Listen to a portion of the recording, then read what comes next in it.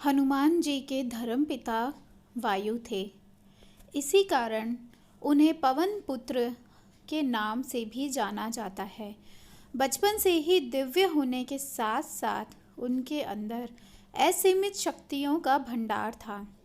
बालपन में एक बार सूर्य को पका हुआ फल समझकर उसे खाने के लिए उड़कर जाने लगे। उसी समय इंद्र ने उन्हें रोकने के प्रयास में वज्र से प्रहार कर दिया। वज्र के प्रहार के कारण बालक हनुमान की ठुड्डी टूट गई और वे मूर्छित होकर धरती पर गिर गए।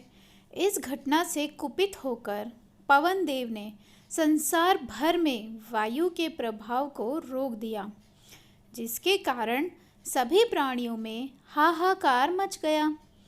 वायुदेव को शांत करने के लिए अंततः इंद्र ने अपने द्वारा किए गए वज्र के प्रभाव को वापस ले लिया।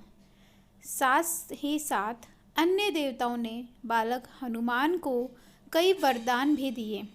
यद्यपि वज्र के प्रभाव ने हनुमान की ठुड्डी पे कभी ना मिटने वाला चिन्ह छोड़ दिया। तदुपरांत जब हनुमान को सूर्य के महाज्ञानी होने का पता चला तो उन्होंने अपने शरीर को बड़ा करके सूर्य की कक्षा में रख दिया और सूर्य से विनती की वो उन्हें अपना शिष्य स्वीकार करें। मगर सूर्य ने उनका अनुरोध यह कहकर अस्वीकार कर दिया कि चूँकि वो अपने कर्म स्वरूप सदैव अपने रथ पर भ्रमण करते हैं, अतः हनुमान प्रभावपूर्ण तरीके से शिक्षा ग्रहण नहीं कर पाएंगे। सूर्यदेव की बातों से विचलित हुए बिना हनुमान ने अपने शरीर को और बड़ा करके अपने एक पैर को पूर्वी छोर पे और दूसरे पैर को पश्चिमी छोर पे रखकर पुनः सूर्य देव से विनती की और अंततः हनुमान की दृढ़ता से प्रसन्न होकर सूर्य ने उन्हें अपना शिष्य स्वीकार कर लिया।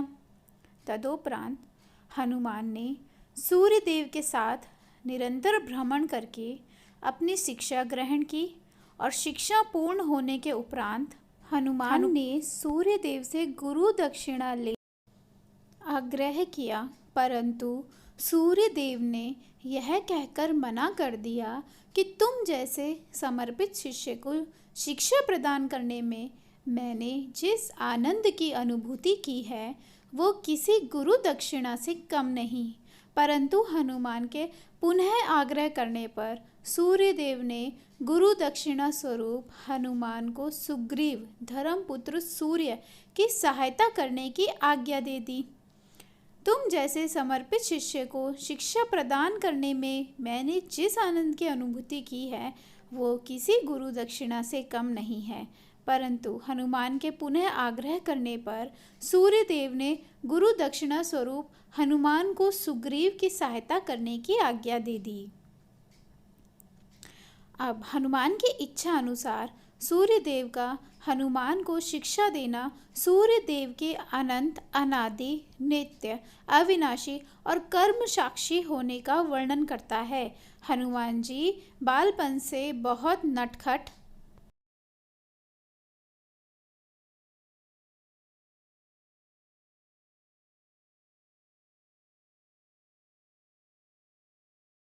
थे।